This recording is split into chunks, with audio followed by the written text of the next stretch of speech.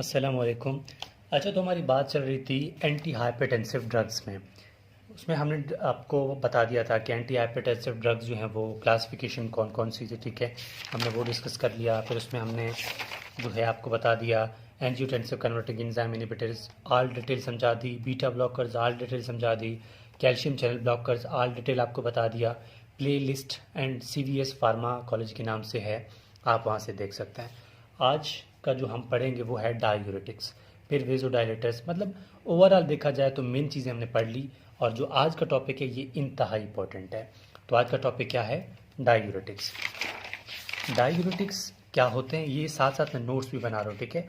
अगर आप में से किसी स्टूडेंट को भी किसी इन फार्मा का कोई नोट्स चाहिए तो ये साथ साथ जो काम कर रहा हूँ मैं, ये आपके नोट्स आपको मिल जाएंगे।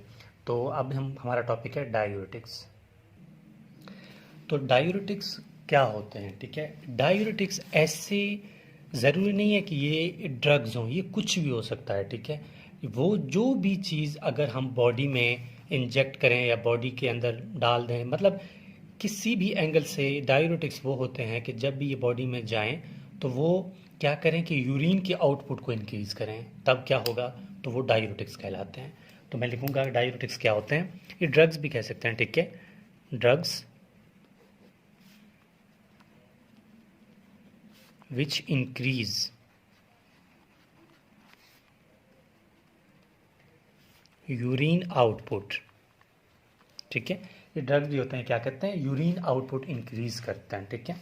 अगर ये यूरिन आउटपुट इंक्रीज करते हैं और इसकी मतलब बाज़ औक़ात ऐसा होता है ना कि किडनी जो है वो फेल हो जाते हैं। किडनी जब फेल हो जाते हैं तो क्या होता है कि यूरिन ब्लड फिल्टर नहीं होता अच्छी तरह से, ठीक है। तो यूरिन जो है लाजमी बात है, किडनी यूरिन नहीं बनाएंगे तो यूरिन आएगा ही नहीं, किडनी पास ही नहीं होगा। तब हम क्या करते हैं? डायूरेटिक्स दे देते हैं। डायूरेटिक्स क्या करता है कि यूरिन आउटपुट को इंक्रीज़ करता है, और इससे बॉडी को क्या होगा कि बॉडी को एडिमा से भी छुटकारा मिलेगा, ठीक है।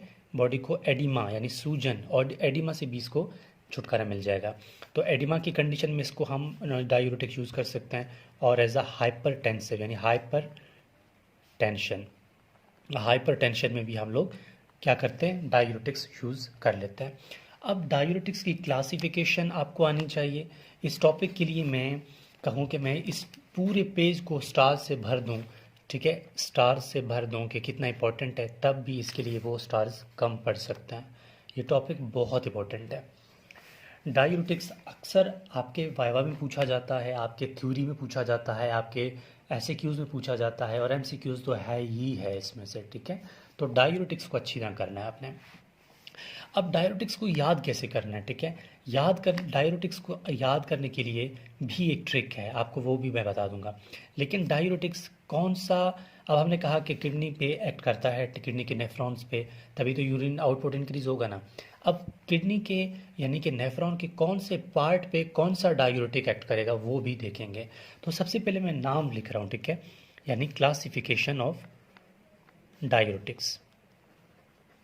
Classification of diuretics. देखिए, क्लासिफिकेशंस को याद रखने के लिए आपको एक निमोनिक याद करना पड़ेगा, ठीक है। उस निमोनिक है क्लॉट, CLOT, ठीक है। क्लॉट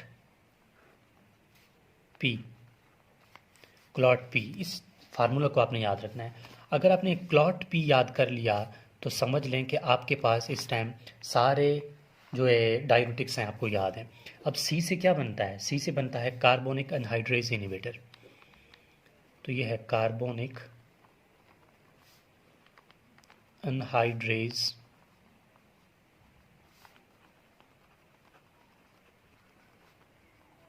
इनहिबिटर्स, ठीक है। Carbonic anhydrase inhibitors. Number two L है, यानी loop diuretics. Loop diuretics. Number third O है, ऑस्मोटिक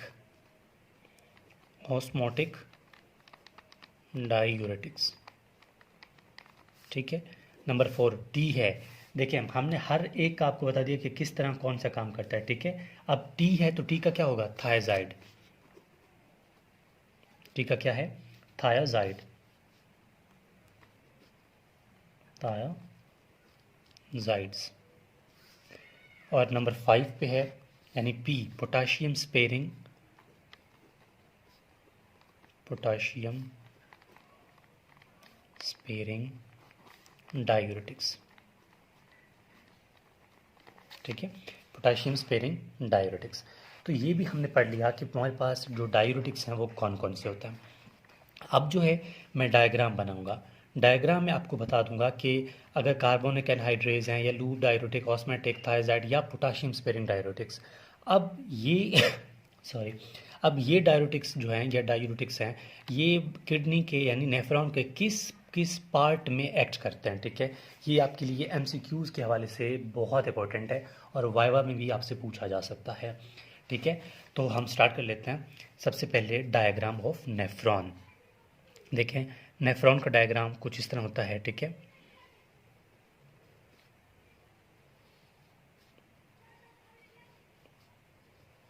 ये मैं नेफ्रॉन बना रहा हूँ। ठीक है,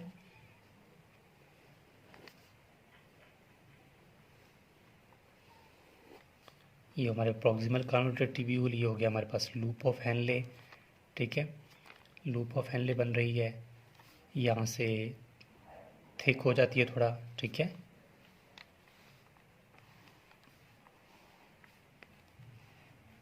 ये हमारे पास है कलेक्टिंग डक्ट। ठीक हो गया, ये हमारे पास है कलेक्टिंग डक्ट। अब होता क्या है कि इसको बोलते हैं ये बोमेंस कैप्सूल। ठीक है, इसको क्या बोलते हैं? बोमेंस कैप्सूल। अब ये जो है ना कैप्सूल शेप, इसको बोमेंस कैप्सूल बोलते हैं। इसको बोलते हैं प्रॉक्सिमल कॉन्वोल्यूटेड टिब्यूल, इसको मैं मेंशन कर रहा हूँ, प्रॉक्सिमल कॉन्वोल्यूटेड टिब्यूल इसको बोलते हैं। ठीक है, अब इस यहाँ पर इसको बोलते हैं, ये जो यू शेप है ना, इसको बोलते हैं लूप ऑफ हेनले। ठीक है, और इसको क्या बोलते हैं? ये है loop of Henle, loop of Henle. ठीक है, ये हो गया लूप ऑफ हेनले। अब ये जो एरिया है इसको बोलते हैं ये है प्रॉक्सिमल कॉन्वोल्यूटेड ट्यूब्यूल, ये है distal convoluted tubule, distal convoluted tubule. और जो ये पूरा एरिया है इसको बोलते हैं कलेक्टिंग डक्ट।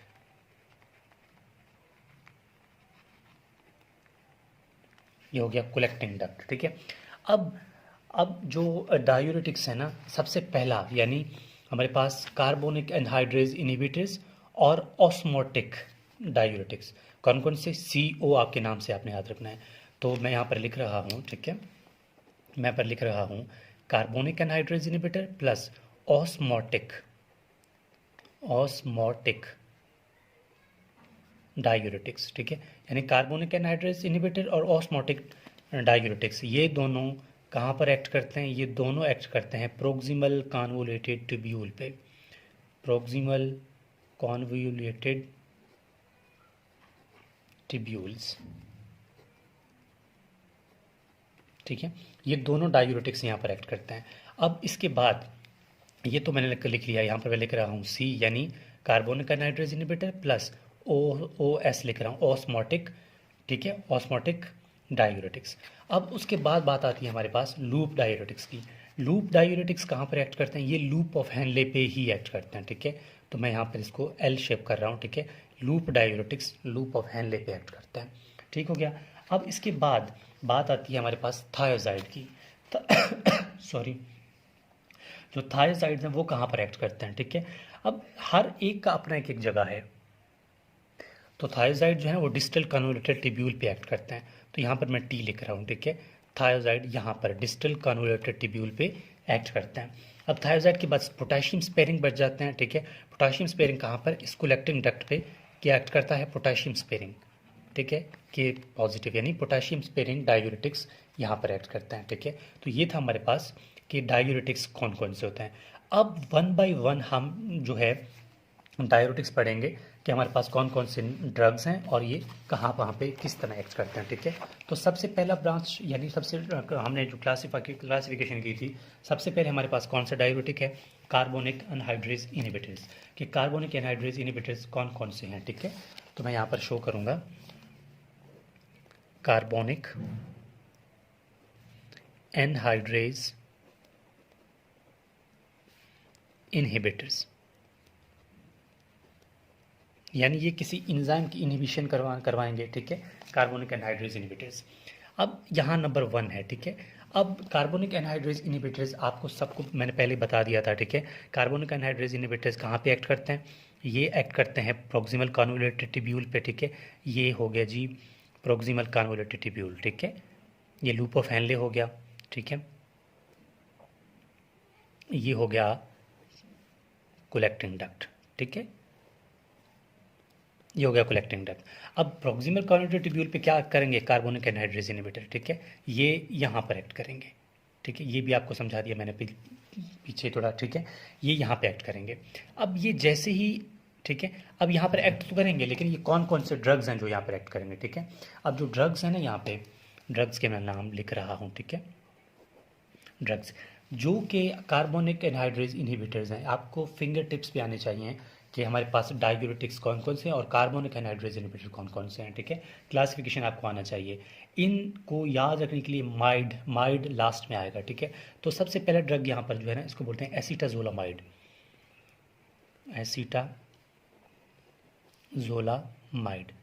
एसीटाजोलामाइड, ठीक है। और नंबर 2 क्या है इसमें? मेथाजोलामाइड,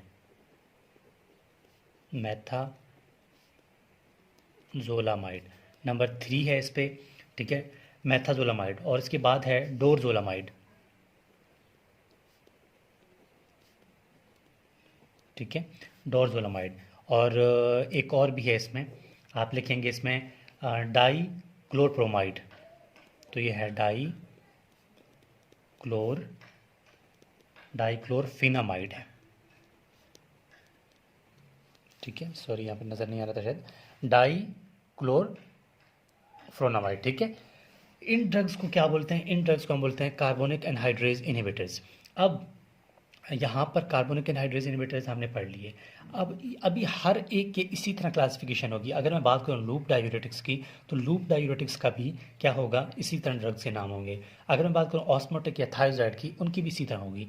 तो ये मैंने ड्रग्स बता दिए कार्बोनिक एनहाइड्रेज इनहिबिटर्स की। अब इसका जो मोड ऑफ एक्शन है, सिंपल सी बात है, मैं उसको थोड़ा सा ब्रीफली यहाँ पर बता देता हूँ, बाकी इसको नेक्स्ट पार्ट में देखेंगे, ठीक है। कार्बोनिक एनहाइड्रेज इनहिबिटर, इसका मतलब क्या है कि बॉडी में क्या होता है कि कार्बोनिक एसिड बनता है, ठीक है। कार्बोनिक एसिड टूट जाता है हाइड्रोजन में और बाइकार्बोनेट में। अब हाइड्रोजन सेल से बाहर जाता है, ठीक है, और हाइड्रोजन बाहर जाएगा तो सोडियम सेल के अंदर जाएगा। और होगा क्या कि ये सोडियम जहाँ जाएगा, सोडियम जो है ना सेल के बाहर जाएगा, सोडियम जो है वो सोडियम जहाँ जाएगा उसके साथ वाटर भी चला जाएगा। इस तरह अगर सोडियम चला जाएगा तो वाटर भी जाएगा, वाटर जाएगा तो क्या होगा? यूरिन की आउटपुट इंक्रीज हो जाएगी, ठीक है। इस तरह से ये भी कार्बोनिक एनहाइड्रेज इनहिबिटर्स का एक फंक्शन है, मतलब इसी तरह ही काम करता है। बाकी इसको थोड़ा सा देखेंगे नेक्स्ट पार्ट में, और उसमें हम डिस्कस ये भी करेंगे कि लूप डायूरेटिक्स कौन से हैं। मैं कोशिश करूँगा कि ऑल डायूरेटिक्स को 2 वीडियो में या 3 वीडियो में आपको टोटल बता दूँ, तो होपफुली आपको समझ आ गई होगी। तो ये थे हमारे पास डायूरेटिक्स क्या क्या होते हैं, किस तरह होते हैं, ठीक है, और कैसे इसको याद करना है। तो होपफुली आपको टॉपिक की समझ आ गई होगी। प्लीज़ चैनल को सब्सक्राइब करें, शेयर करें, कमेंट करें, ताकि आपके साथ साथ दूसरों को भी फ़ायदा हो।